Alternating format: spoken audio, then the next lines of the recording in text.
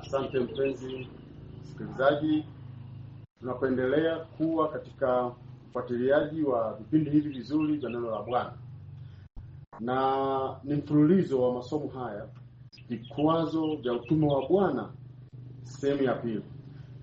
Na leo tunaangalia jinsi ambavyo viumbe mbalimbali ambao Mungu aliwaumba, na baada ya kuumba viumbe hivi, shetani amekuwa ni mjanja, anaingia katika vile viumbe. Anapoingia kwenye vile viumbe, shetani huyu anafanya mapinduzi ya kisiri zaidi, na hatimaye kazi ya Bwana inakuwa katika hali ya utata. Na katika ulimwengu huu, kizazi cha mwisho kimeshindwa kupambanua na kuona wazi ya kwamba hawa viumbe ni hatari katika masuala ya neno la Bwana. Leo tunaangalia kwa ufupi kitabu cha Mwanzo sura ile ya 3. Hebu angalia viumbe hawa wanavyotumiwa na shetani katika kupindua ama kuzuia kazi ya Bwana. Kitabu cha Mwanzo sura ya 3, Biblia inasema, basi nyoka alikuwa mwerevu kuliko wanyama wote wa mwitu aliowafanya Bwana Mungu. Akawaambia mwanamke, ati hivi ndivyo alivyosema Mungu, msile matunda ya mti yote ya bustani.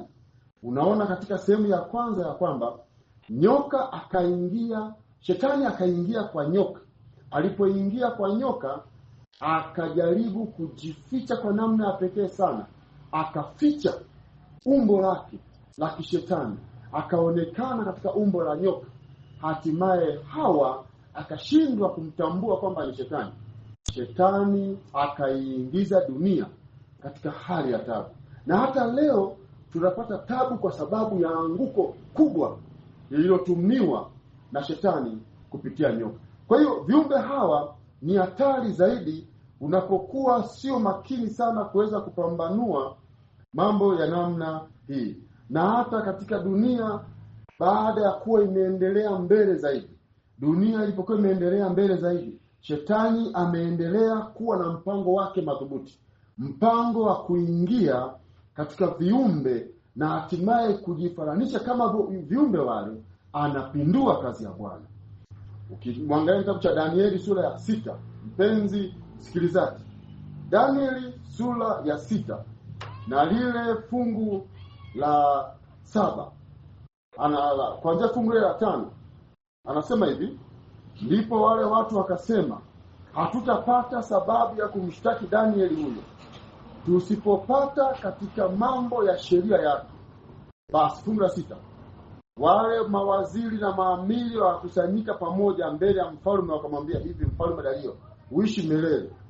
Mawaziri wote na wafalme na manaibu na maamiri na madiwani na maliwali wamefanya shauri pamoja ili kuweka amri ya kifalme ya kupiga marufuku ya kwamba mtu yeyote asiyeomba dua kwa Mungu awaye yote au kwa mtu awaye yote katika muda wa siku 30, ila kwao mfalme atatupwa katika tundu la simba.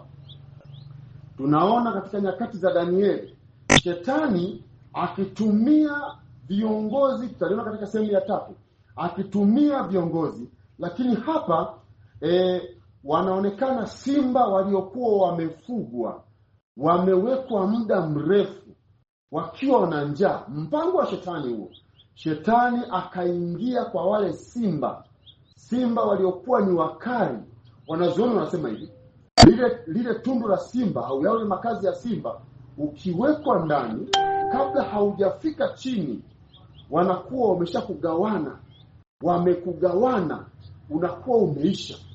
Kwa hiyo wakimuona Danieli akiwa ni mcha Mungu, mfalme huyu akatangaza ibada ambayo sio ya Mungu wa mbinguni, ya kwamba watu watakaoonekana wote wameabudu isipokuwa kumwabudu mfalme watatupwa katika tundu la simba.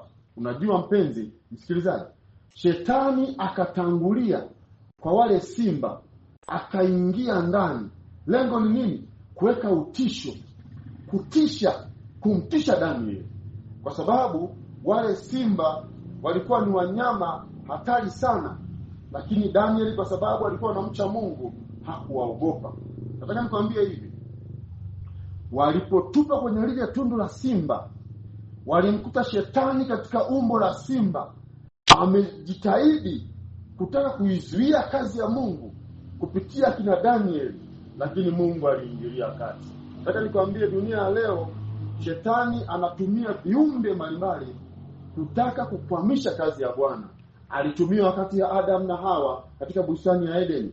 Ameendelea kutumia wakati wa kina Danieli kwenye matundu ya simba. Hawa simba unaowaona, wanyama mbalimbali wanatumiwa na viongozi kuzuia kazi ya Bwana, lakini hatupaswi kuogopa. Leo unaweza ukashangaa, viumbe wanakuja wanaongea mbele yako, viumbe wanazungumza mbele yako, lakini tusikate tamaa. Mche Bwana. Nataka nikwambie, mche Bwana.